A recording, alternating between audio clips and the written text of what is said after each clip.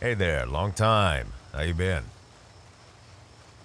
That did not sound very enthusiastic. Sounds like you've had a few curveballs from life. Oh, they're good. Moving through life one day at a time. Yeah, I was told about the breakup. You're surprised I'm even talking to you. I'm not gonna be rude and not talk to you.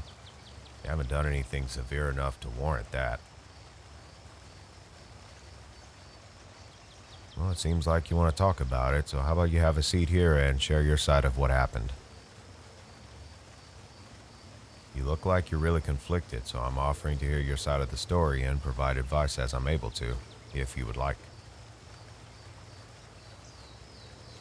Mm-hmm. Mm-hmm. Mm-hmm. I see.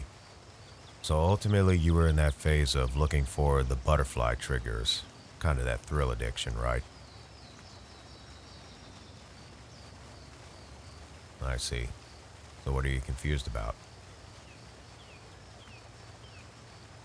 I see. You wish for my sibling to take you back since you've learned your lesson. Unfortunately, I'm not able to share with you the answer you want to hear. When people get dumped for being perceived as boring for having integrity and discipline in picking our battles, not many want to take the chance of taking back that person, even when they have changed. See, there are people who ride this mental carousel, if you will, of attention and validation. And once their time on that carousel expires, those folks then want to settle down and get with someone serious.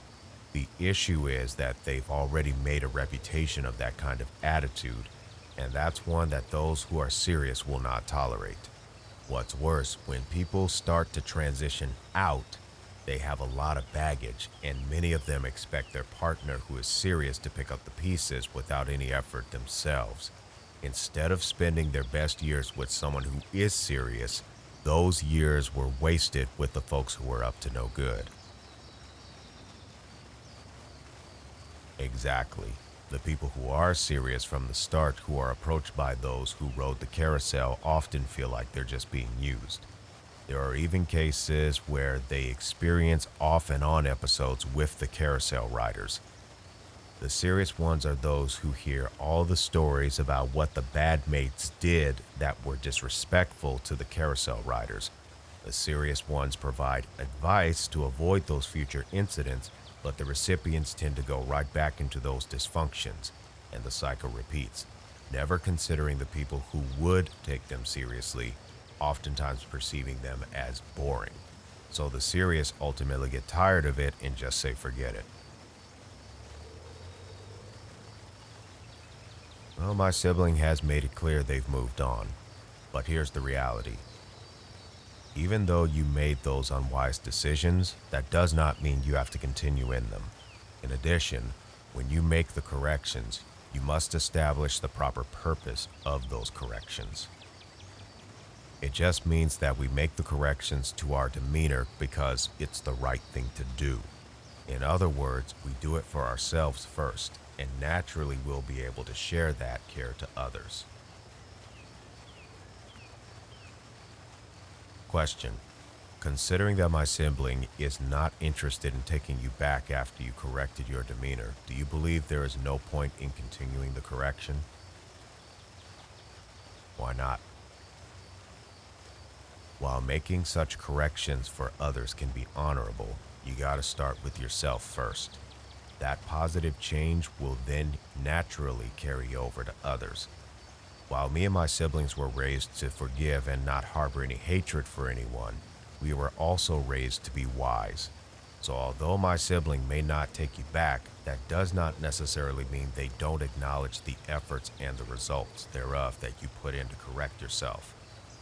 With them, it's more so they just don't want to take the chance at this point, which is their right, and you have that same right as well if it was the other way around.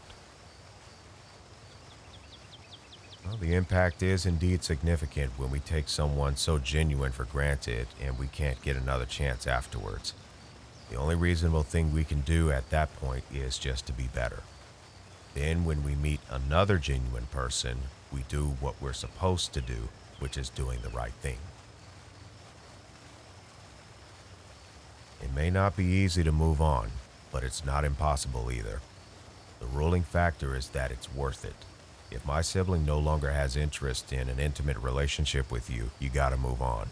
That's all any of us can do when that happens. If my sibling decides they want you back after you've moved on, that's not your accountability. Just as they don't have to wait for you to want them, you don't have to wait for them to want you either. You're amazed. About what? I see. Yeah, there are some families that are more unforgiving and aggressive, but my family, we decided to pick our battles wisely. If we can settle a matter with peaceful tactics, we'd rather do that. Plus, even after any heated dispute, the conversation still needs to take place on how to reconcile it where it leads to peace. From the information shared, when you left my sibling, you did not show yourself as an imminent threat. You did not engage in harassment, fraudulent actions, nor any other type of threat. You just left in a prideful manner. While that is a form of disrespect, it's not necessarily among the level of other interactions that we've experienced. But now you appear to have decided to tone that down, and I commend you for recognizing those issues and seeking to resolve them. Ultimately, when an individual is trying to get back on the right path after being on the wrong path, it is important to encourage that individual. While you can't give them everything, you can at least encourage them, letting them know they're on the right path. And that's all I'm trying to do here. Yeah, some consequences are short term, and then there are others that are long term. Yes, you really should move on. Continue to grow in maturity and resolve whatever issues you have. Really, all of us have that responsibility for ourselves. Hey, no worries.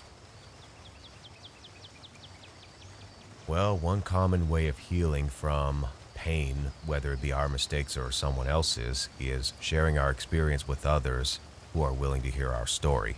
Just know that a lot of people are set in bad ways and tend to ignore reason, and they may have to go through some of the hard lessons like you did. Even so, there are some who are in the same boat as you, and if you share your story with them about moving on and showing with your own life example that it's possible, that can encourage them to keep up the effort to get better. That's a great motivation. I wish you the best in sharing your testimony.